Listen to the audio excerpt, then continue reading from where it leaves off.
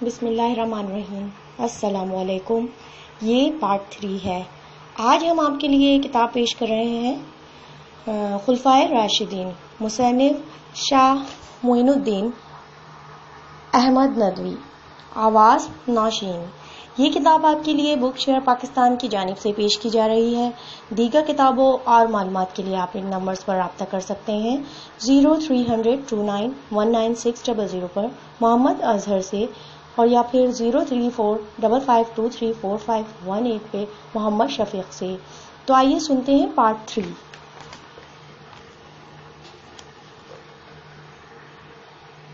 اتفاقاً صفوان بن المطعم رضی اللہ تعالیٰ عنہ نے، جو نہایت ضعیف اور بوڑھے آدمی تھے اور عموماً کوچ کے بعد قیام گاہ کا جائزہ لے کر سب سے پیچھے روانہ ہوتے تھے، حضرت عائشہ رضی اللہ تعالیٰ عنہ کو دیکھ لیا اور اونٹ پر بٹھا کر مدینہ لائے۔ منافقین کی جماعت نے، جو عموماً اپنی مفسدہ پردازی اور فتنہ انگیزی سے اسلام میں تفرقہ ڈالنے کی کوشش کرتی رہتی تھی، اس واقعے کو نہایت مقروض صورت میں مشتہر کیا۔ دوسری طرف حضرت ابو بکر صدیق رضی اللہ تعالیٰ عنہ اور خود حضرت عائشہ رضی اللہ تعالیٰ عنہ کو بارگاہ نبوت میں جو غیر معمولی رسوخ و تقرب اور اعزاز حاصل تھا، اس لیے بعض مسلمانوں کو بھی آمادہ رشک کر دیا تھا۔ چنانچہ انہوں نے بھی اس افطرا میں منافقین کی تائید کی۔ سب سے زیادہ افسوسناک امر یہ تھا کہ حضرت ابو بکر صدیق رضی اللہ تعالیٰ عنہ کو ایک پروردائے نعمت اور عزیز مصطح بن اساسہ، جس کے وہ اب تک متکفل تھے، اس سازش میں افتراء پردازوں کا ہم آہنگ تھا۔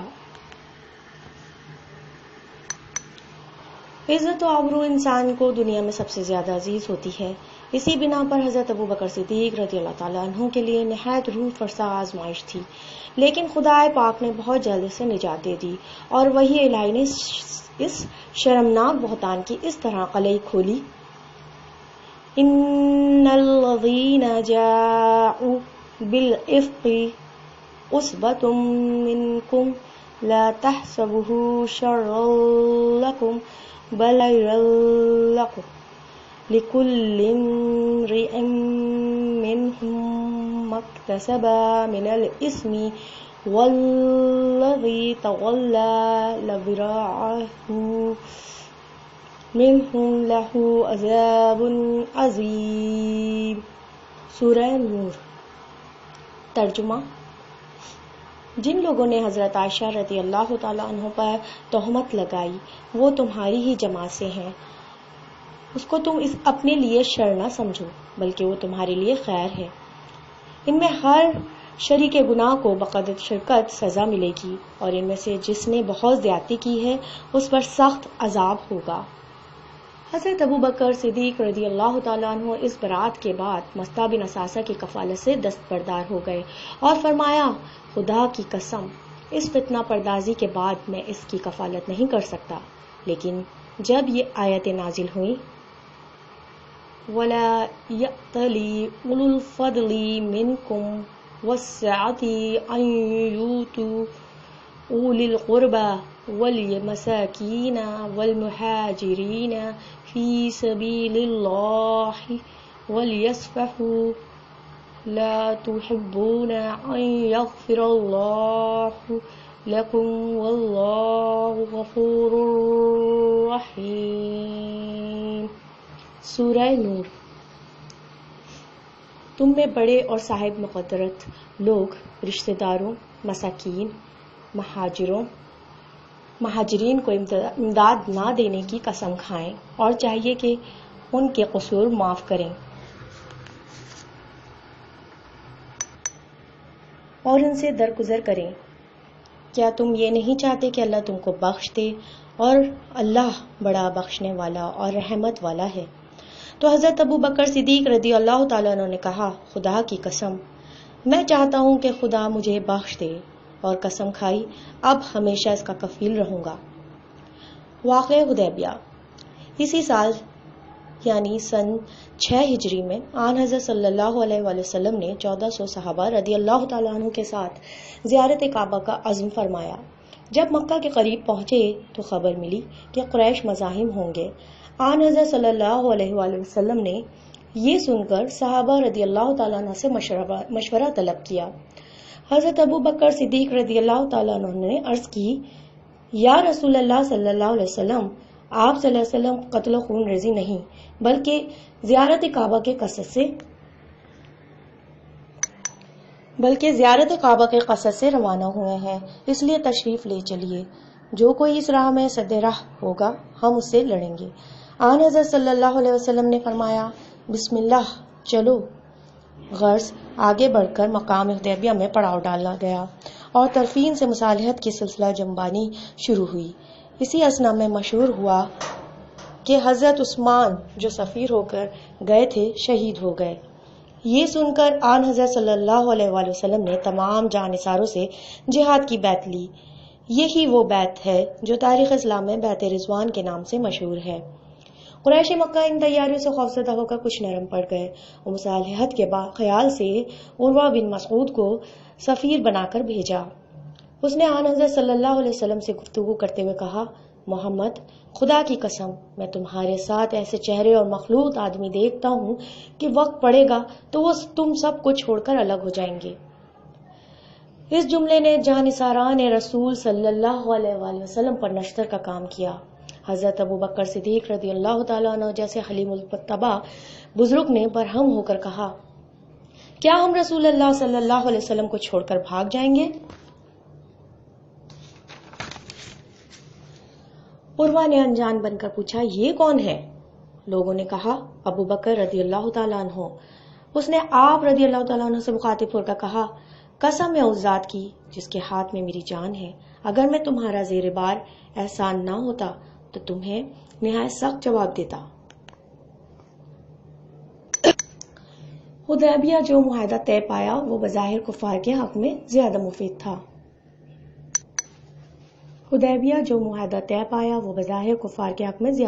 تھا۔ اس بنا پر حضرت عمر رضی اللہ تعالیٰ عنہ کو نہایت اضطراب ہوا اور حضرت ابو بکر صدیق رضی اللہ تعالیٰ عنہ سے کہا کہ کفار سے اس قدر دب کر کیوں صلح کی جاتی ہے؟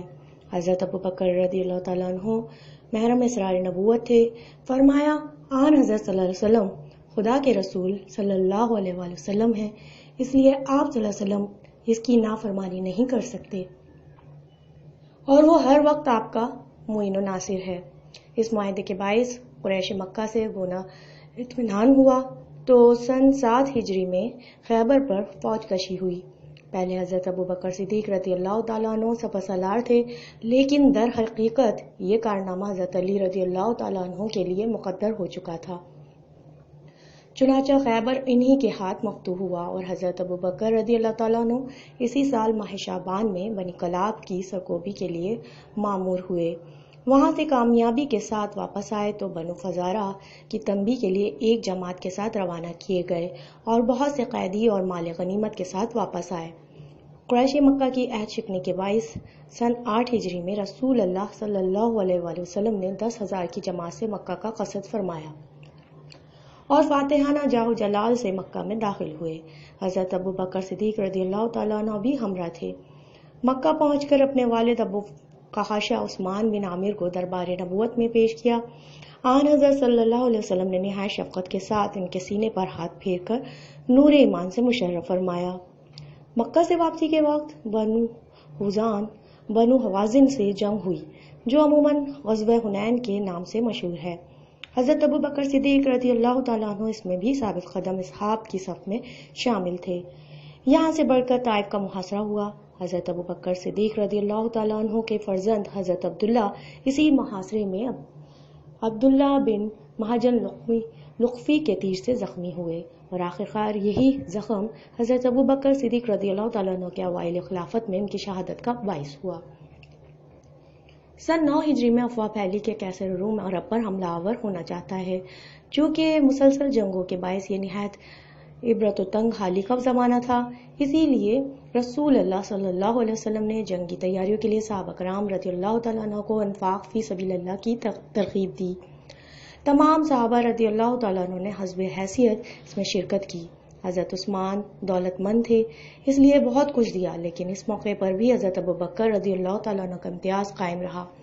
گھر کا سارا اثاثہ لا کر آن حضرت صلی اللہ علیہ وسلم کے سامنے ڈال دیا۔ آپ صلی اللہ علیہ وسلم نے فرمایا تم نے اپنے اہل و عیال کے لیے کیا چھوڑا ہے؟ عرض کی ان کے لیے اللہ اور اس کا رسول صلی اللہ علیہ وسلم ہے۔ غرض اس سرمایہ سے ایک عظیم الشان فوج تیار ہو گئی اور حدود شام کی طرف بڑھی، لیکن تبوک پہنچ کر معلوم ہوا کہ خبر غلط تھی، اس لیے سب لوگ واپس آ گئے۔ امارت حج۔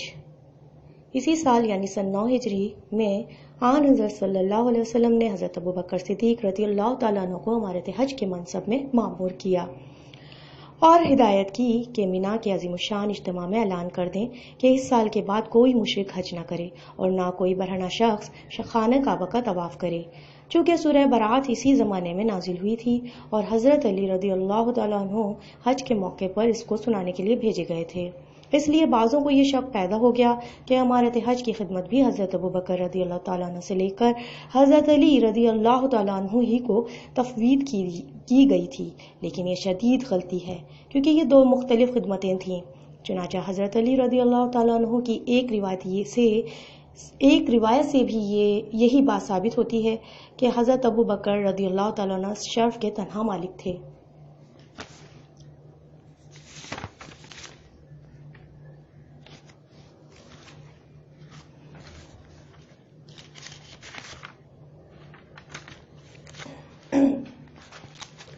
آن حضرت صلی اللہ علیہ وسلم کی وفات اور حضرت ابوبکر صدیق رضی اللہ تعالیٰ عنہ کی خلافت۔ سن 10 ہجری میں رسول اللہ صلی اللہ علیہ وسلم حجۃ الوداع کے لیے تشریف لے گئے۔ حضرت ابوبکر رضی اللہ تعالیٰ عنہ حمل رکاب تھے۔ اس سفر سے واپس آنے کے بعد آپ صلی اللہ علیہ وسلم نے ایک مفصل خطبہ دیا اور فرمایا خدا نے ایک بندے کو دنیا اور عقبہ کے درمیان اختیار دیا تھا، لیکن اس نے عقبہ کو دنیا پر ترجیح دی۔ حضرت ابوبکر صدیق رضی اللہ تعالیٰ عنہ یہ سن کر رونے لگے۔ لوگوں کو سخت تعجب ہوا کہ یہ رونے کا کون سا موقع تھا، لیکن در حقیقت ان کی فراست دینی اس کنایا کی تہ تک پہنچ گئی اور وہ سمجھ گئے تھے کہ بندے سے مراد خود ذات اقدس رسول اللہ صلی اللہ علیہ وسلم ہے۔ چنانچہ اس تقریر کے بعد ہی آن حضرت صلی اللہ علیہ وسلم بیمار ہوئے۔ مرض روز بروز بڑھتا گیا، یہاں تک کہ مسجد نبوی میں تشریف لانے سے بھی معذور ہو گئے اور حکم ہوا کہ ابوبکر رضی اللہ تعالیٰ عنہ امامت کی خدمت انجام دیں۔ حضرت عائشہ رضی اللہ تعالیٰ عنہ کو خیال ہوا کہ اگر امامت کا شرف حضرت ابوبکر رضی اللہ تعالیٰ عنہ کو عطا کیا جائے گا تو محسود خلائق ہو جائیں گے، اس لیے انہوں نے خود اور ان کی تحریک سے حضرت حفصہ رضی اللہ تعالیٰ عنہ سے بارگاہ نبوت میں عرض کی کہ ابوبکر رضی اللہ تعالیٰ عنہ نہایت رقیق القلب ہیں، اس لیے یہ منصب جلیل عمر رضی اللہ تعالیٰ عنہ کو عطا کیا جائے۔ لیکن آن حضرت صلی اللہ علیہ وسلم نے ابوبکر رضی اللہ تعالیٰ عنہ کی امامت کے لیے اصرار کے ساتھ حکم دیا اور برہم ہو کر فرمایا تم وہی ہو جنہوں نے یوسف علیہ السلام کو دھوکہ دینا چاہا تھا۔ حضرت ابوبکر رضی اللہ تعالیٰ عنہ کو جب اس حکم نبوی کی اطلاع ہوئی تو انہوں نے حضرت عمر رضی اللہ تعالیٰ عنہ سے فرمایا کہ تم پڑھاؤ۔ انہوں نے کہا آپ مجھ سے زیادہ مستحق ہیں۔ غرض اس روز سے حضرت ابوبکر رضی اللہ تعالیٰ عنہ ہی نماز پڑھاتے رہے۔ ایک روز حسب معمول نماز پڑھا رہے تھے کہ رسول اللہ صلی اللہ علیہ وسلم تشریف لائے۔ حضرت ابوبکر رضی اللہ تعالیٰ عنہ نے آن حضرت صلی اللہ علیہ وسلم کو دیکھ کر پیچھے ہٹنا چاہا، لیکن آپ صلی اللہ علیہ وسلم نے اشارے سے منع فرمایا اور خود ان کے داہنے پہلو میں بیٹھ کر نماز ادا کی۔ 12 ربیع الاول دوشنبہ کے روز جس دن آن حضرت صلی اللہ علیہ وسلم نے وفات پائی، حضرت ابوبکر صدیق رضی اللہ تعالیٰ عنہ نماز پڑھا رہے تھے۔ آن حضرت صلی اللہ علیہ وسلم نے حجرے کا پردہ اٹھا کر دیکھا اور خوش ہو کر مسکرائے تو حضرت ابوبکر رضی اللہ تعالیٰ عنہ نے اس خیال سے کہ شاید آپ صلی اللہ علیہ وسلم نماز کے لیے تشریف لائیں گے پیچھے ہٹنا چاہا، لیکن اشارے سے حکم ہوا کہ نماز پوری کرو اور پھر پردہ گرا دیا۔ چونکہ اس روز بظاہر آن حضرت صلی اللہ علیہ وسلم کے مرض میں افاقہ معلوم ہوتا تھا، اس لیے حضرت ابوبکر نماز پڑھنے کے بعد اجازت دے کے مقام سخت کو جہاں ان کی زوجہ محترمہ حضرت خارجہ بن ظہیر رضی اللہ تعالیٰ عنہ رہتی تھی تشریف لے گئے۔ حضرت ابوبکر صدیق رضی اللہ تعالیٰ عنہ سخت سے واپس آئے تو رسول اللہ صلی اللہ علیہ وسلم کا وصال ہو چکا تھا اور مسجد کے دروازے پر ایک ہنگامہ برپا تھا۔ لیکن وہ کسی سے کچھ نہ بولے اور سیدھے حضرت عائشہ رضی اللہ تعالیٰ عنہ کے مکان میں داخل ہوئے اور اپنے محبوب آقا کے نورانی چہرے سے نقاب اٹھا کر پیشانی پر بوسہ دیا اور رو کر کہا۔ ترجمہ: میرے ماں باپ آپ صلی اللہ علیہ وآلہ وسلم پر فدا ہوں، خدا کی قسم آپ پر 2 موتیں جمع نہ ہوں گی۔ وہ موت جو آپ صلی اللہ علیہ وسلم کے مقدر تھی، اس کا مزہ چکھ چکے، اس کے بعد اب پھر کبھی موت نہ آئے گی۔ پھر چادر ڈال کر باہر تشریف لائے۔ حضرت عمر رضی اللہ تعالیٰ عنہ جوش و آرافتگی میں تقریر کر رہے تھے اور قسم کھا کھا کے رسول اللہ صلی اللہ علیہ وسلم کے انتقال فرمانے سے انکار کر رہے تھے۔ حضرت ابو بکر صدیق رضی اللہ تعالیٰ عنہ نے یہ حال دیکھا تو فرمایا، عمر رضی اللہ تعالیٰ عنہ تم بیٹھ جاؤ، لیکن انہوں نے وارفتگی میں کچھ خیال نہ کیا تو آپ نے الگ کھڑے ہو کر تقریر شروع کر دی اور تمام مجموعہ آپ کی طرف جھک پڑا اور حضرت عمر رضی اللہ تعالیٰ عنہ تنہا رہ گئے۔ آپ رضی اللہ تعالیٰ عنہ نے فرمایا۔ ترجمہ: اگر لوگ محمد صلی اللہ علیہ وسلم کی پرستش کرتے تھے تو بے شک وہ مر گئے، اور اگر خدا کو پوجتے تھے تو بے شک وہ زندہ ہے اور کبھی نہ مرے گا۔ خدا برتر فرماتا ہے، محمد صلی اللہ علیہ وسلم صرف ایک رسول ہے جن سے پہلے بہت سے رسول گزر چکے ہیں۔ یہ تقریر ایسی دل نشین تھی کہ ہر ایک کا دل مطمئن ہو گیا، خصوصاً جو آیت آپ نے تلاوت فرمائی وہ ایسی باموقع تھی کہ اسی وقت زبان زد خاص و عام ہو گئی۔ حضرت عبداللہ فرماتے ہیں کہ خدا کی قسم ہم لوگوں کو ایسا معلوم ہوا کہ گویا یہ آیت پہلے نازل ہی نہیں ہوئی تھی۔ ثقیفہ بنی سعدہ۔ رسول اللہ صلی اللہ علیہ وسلم کے انتقال کی خبر مشہور ہوتے ہی منافقین کی سازش سے مدینہ میں خلافت کا فتنہ اٹھ کھڑا ہوا اور انصار نے ثقیفہ بنی سعدہ میں مجتمع ہو کر خلافت کی بحث چھیڑ دی۔ مہاجرین کو خبر ہوئی تو وہ بھی مجتمع ہوئے اور معاملہ اس حد تک پہنچ گیا کہ اگر حضرت ابو بکر صدیق رضی اللہ تعالیٰ عنہ اور حضرت عمر رضی اللہ تعالیٰ عنہ فاروق کو وقت پر اطلاع نہ ہو جاتی تو مہاجرین اور انصار جو رسول اللہ صلی اللہ علیہ وسلم کی زندگی میں بھائی بھائی کی طرح رہتے تھے باہم دست و گریبان ہو جاتے اور اس طرح اسلام کا چراغ ہمیشہ کے لیے گل ہو جاتا۔ لیکن خدا کو توحید کی روشنی سے تمام عالم کو منور کرنا تھا، اس لیے اس نے آسمان اسلام پر ابو بکر رضی اللہ تعالیٰ عنہ اور عمر رضی اللہ تعالیٰ عنہ جیسے مہرماں پیدا کر دیے تھے جنہوں نے اپنی عقل و سیاست کی روشنی سے افق اسلام کی ظلمت اور تاریکیوں کو کافور کر دیا۔ حضرت ابو بکر صدیق رضی اللہ تعالیٰ عنہ اور حضرت عمر رضی اللہ تعالیٰ عنہ کو ساتھ لیے ہوئے ثقیفہ بنی سعدہ پہنچے۔ انصار نے دعویٰ کیا کہ ایک امیر ہمارا ہو اور ایک تمہارا۔ ظاہر ہے کہ اس 2 عملی کا نتیجہ کیا ہوتا۔ ممکن تھا کہ مسند خلافت مستقل طور پر صرف انصار ہی کے سپرد کر دی جاتی، لیکن دقت یہ تھی کہ قبائل عرب خصوصاً قریش ان کے سامنے گردن اطاعت خم نہیں کر سکتے تھے۔ پھر انصار میں بھی 2 گروہ تھے، اوس اور خزرج، اور ان میں باہم اتفاق نہ تھا۔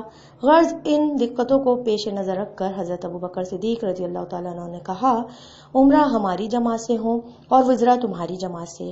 اس پر حضرت حباب بن المنذر انصاری رضی اللہ تعالیٰ بول اٹھے، نہیں، خدا کی قسم نہیں، ایک امیر ہمارا ہو اور ایک تمہارا۔ حضرت ابو بکر صدیق رضی اللہ تعالیٰ عنہ نے یہ جوش و خروش دیکھا تو نرمی و آشتی کے ساتھ انصار کے فضائل و محاسن کا اعتراف کر کے فرمایا، صاحبوں، مجھے آپ کے محاسن سے انکار نہیں، لیکن در حقیقت تمام عرب قریش کے سوا کسی کو حکومت تسلیم ہی نہیں کر سکتا۔ پھر مہاجرین اپنے تقدم اسلام اور رسول اللہ صلی اللہ علیہ وسلم سے خاندانی تعلقات کے باعث نسبتاً آپ سے زیادہ استحقاق رکھتے ہیں۔ یہ دیکھو، ابو عبیدہ رضی اللہ تعالیٰ عنہ بن الجرح اور عمر بن الخطاب رضی اللہ تعالیٰ عنہ موجود ہیں، ان میں سے جس کے ہاتھ پر چاہو بیعت کر لو۔ لیکن حضرت ابو بکر صدیق رضی اللہ تعالیٰ عنہ نے پیش دستی کر کے خود حضرت ابو بکر رضی اللہ تعالیٰ عنہ کے ہاتھ میں ہاتھ دے دیا اور کہا، نہیں، بلکہ ہم آپ کے ہاتھ پر بیعت کرتے ہیں، کیونکہ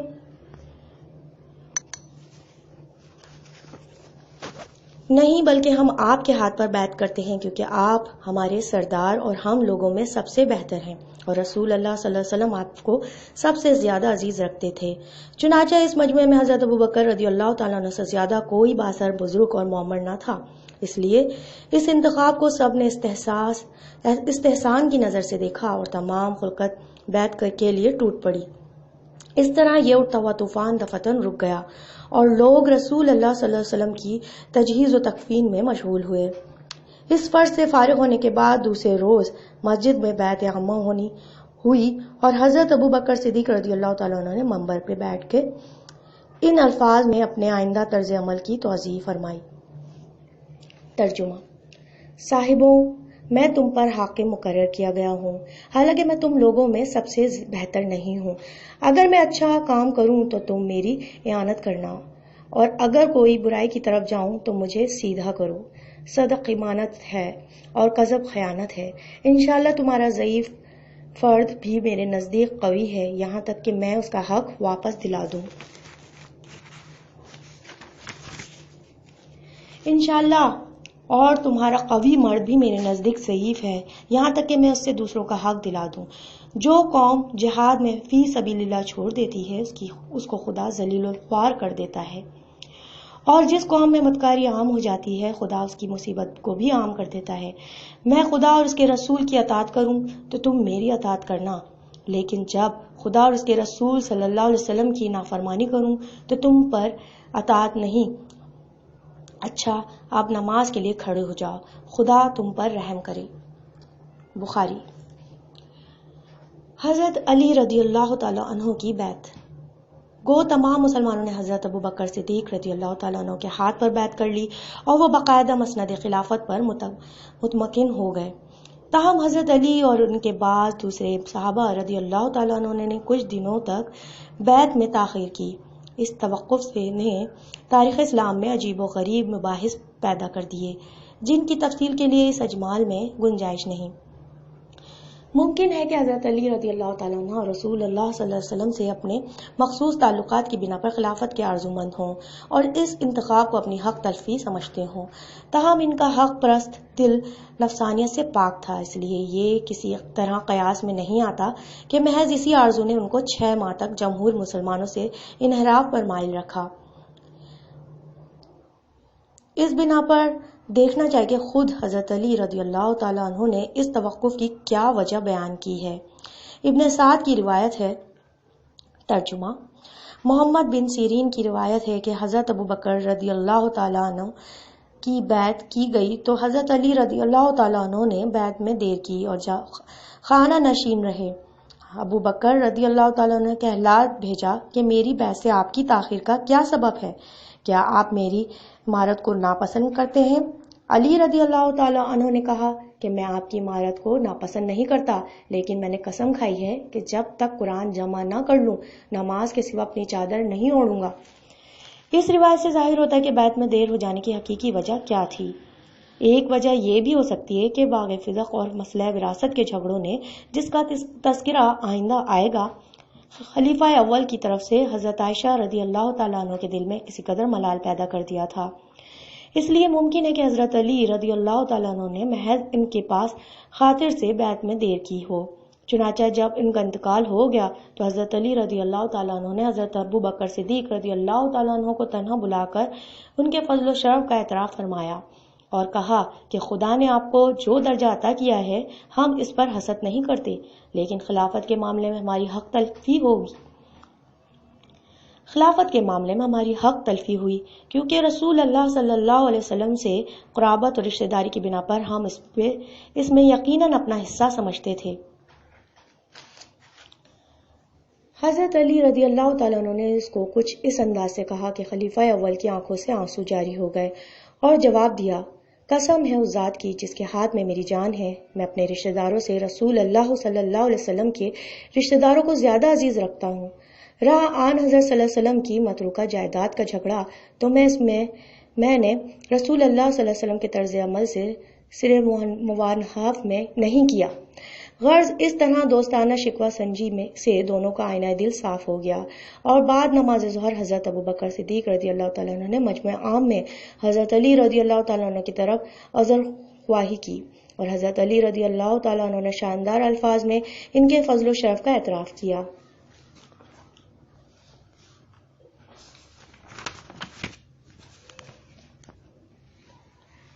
خلافت۔ حضرت ابوبکر صدیق رضی اللہ تعالیٰ عنہ کو مسند آرائے خلافت ہوتے ہی اپنے سامنے صعوبات، مشکلات اور خطرات کا ایک پہاڑ نظر آنے لگا۔ ایک طرف جھوٹے مدعیان نبوت اٹھ کھڑے ہوئے تھے، دوسری طرف مرتدین اسلام کی ایک جماعت علم بغاوت بلند کیے ہوئے تھی۔ منکرین زکوٰۃ نے علیحدہ شورش برپا کر رکھی تھی۔ ان دشواریوں کے ساتھ حضرت اسامہ بن زید رضی اللہ تعالیٰ عنہ کی مہم بھی درپیش تھی، جس کو آن حضرت صلی اللہ علیہ وسلم نے اپنی حیات ہی میں شام پر حملہ آور ہونے کا حکم دیا تھا۔ اسی مہم کے متعلق صحابہ کرام رضی اللہ تعالیٰ عنہ نے رائے دی کہ اس کو ملتوی کر کے پہلے مرتدین و کذاب مدعیان نبوت کا قلع قمع کیا جائے، لیکن خلیفہ اول کی طبیعت نے گوارا نہ کیا کہ ارادہ نبوی رسول اللہ صلی اللہ علیہ وسلم اور حکم رسالت میں آپ صلی اللہ علیہ وسلم معرض التوا میں پڑ جائے، اور جو علم رسول اللہ صلی اللہ علیہ وسلم کے ایما سے روم کے مقابلے کے لیے بلند کیا گیا تھا اس کو کسی دوسری جانب حرکت دی جائے۔ چنانچہ آپ صلی اللہ علیہ وسلم نے برہم ہو کر فرمایا، خدا کی قسم اگر مدینہ اس طرح آدمیوں سے خالی ہو جائے کہ درندے آ کر میری ٹانگ کھینچنے لگیں، جب بھی میں اس مہم کو نہیں روک سکتا۔ اسامہ بن زید رضی اللہ تعالیٰ عنہ والی مہم۔ غرض خلیفہ اول نے خطرات و مشکلات کے باوجود حضرت اسامہ رضی اللہ تعالیٰ عنہ کو روانگی کا حکم دیا اور خود دور تک پیادہ پا مشاہد کر کے ان کو نہایت زرین ہدایات فرمائیں۔ چونکہ اسامہ رضی اللہ تعالیٰ عنہ گھوڑے پر سوار تھے اور جانشین رسول صلی اللہ علیہ وسلم پیادہ پا گھوڑے کے ساتھ دوڑ رہا تھا، اس لیے انہوں نے تعظیماً عرض کی کہ اے جانشین رسول صلی اللہ علیہ وسلم، خدا کی قسم آپ گھوڑے پر سوار ہو لیں، ورنہ میں بھی اترتا ہوں۔ بولے، اس میں کیا مذائقہ ہے؟ اگر میں تھوڑی دیر راہ خدا میں اپنا پاؤں غبار آلود کر لوں؟ غازی کے ہر قدم کے اور 700 نیکیاں لکھی جاتی ہیں۔ حضرت اسامہ رضی اللہ تعالیٰ عنہ کی مہم رخصت ہو کر حدود شام میں پہنچی اور اپنا مقصد پورا کر کے زید کا انتقام لے کر نہایت کامیابی کے ساتھ 40 دن میں واپس آئی۔ حضرت ابوبکر صدیق رضی اللہ تعالیٰ عنہ صحابہ رضی اللہ تعالیٰ کرام کے ساتھ مدینہ سے باہر نکل کر نہایت جوش مسرت سے ان کا استقبال فرمایا۔ مدعیان نبوت کا قلع قمع۔ سرور کائنات صلی اللہ علیہ وسلم ہی کی زندگی میں بعض مدعیان نبوت پیدا ہو چکے تھے۔ چنانچہ مسلمہ کذاب نے سن 410 ہجری میں نبوت کا دعویٰ کیا تھا اور آن حضرت صلی اللہ علیہ وسلم کو لکھا تھا کہ میں آپ کے ساتھ نبوت میں شریک ہوں، نصف دنیا آپ کی ہے اور نصف میری۔ سرور کائنات صلی اللہ علیہ وسلم نے اس کا جواب دیا تھا۔ ترجمہ: محمد صلی اللہ علیہ وسلم کی طرف سے مسلمہ کذاب کو اما بعد دنیا خدا کی ہے، وہ اپنے بندوں میں سے جس کو چاہے گا اس کا وارث بنائے گا اور انجام پرہیزگاروں کے لیے ہے۔ لیکن آن حضرت صلی اللہ علیہ وسلم کے بعد اور مدعیان نبوت پیدا ہو گئے اور روز بروز ان کی قوت بڑھتی چلی جاتی تھی۔ چنانچہ طلحہ بن خویلد نے اپنے اطراف میں علم نبوت بلند کیا تھا۔ بنو غطفان اس کی مدد پر تھے اور اینانہ بن حسن فزاری ان کا سردار تھا۔ اسی طرح اسود عصا نے یمن میں اور مسلمہ بن حبیب نے یمامہ میں نبوت کا دعویٰ کیا تھا۔ مرد تو مرد، یہ ایسا مرض عام ہو گیا تھا کہ عورتوں کے سر پر بھی نبوت کا سودا سما گیا تھا۔ چنانچہ سجا بنت حارثہ تمیمہ نے نہایت زور و شور کے ساتھ نبوت کا دعویٰ کیا تھا اور اشعث بن قیس اس کا داعی خاص تھا۔ سجا نے آخر میں اپنی قوت مضبوط کرنے کے لیے مسلمہ سے شادی کر لی تھی اور یہ مرض وبا کی طرح تمام عرب میں پھیل گیا تھا۔ اس کے انسداد کی نہایت سخت ضرورت تھی۔ اس بنا پر حضرت ابوبکر صدیق رضی اللہ تعالیٰ عنہ نے خاص طور پر اس کی طرف توجہ کی اور صحابہ کرام سے مشورہ کیا کہ اس مہم کے لیے کون شخص زیادہ موزوں ہوگا۔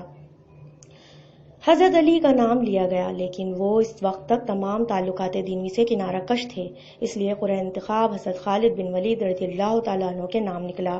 چنانچہ وہ سن 11 ہجری میں حضرت ثابت ابن قیس انصاری رضی اللہ تعالیٰ عنہ کے ساتھ مہاجرین و انصار کی ایک جمعیت لے کے مدعیان نبوت کی سرکوبی کے لیے روانہ ہوئے۔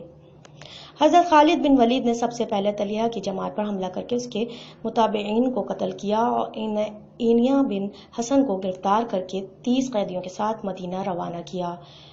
اینیا بن حسن نے مدینہ پہنچ کر اسلام قبول کر لیا، لیکن طلحہ شام کی طرف بھاگ گیا اور وہاں سے عذر خواہی کے طور پر 2 شعر لکھ کر بھیجے اور تجدید اسلام کر کے حلقہ مومنین میں داخل ہو گیا۔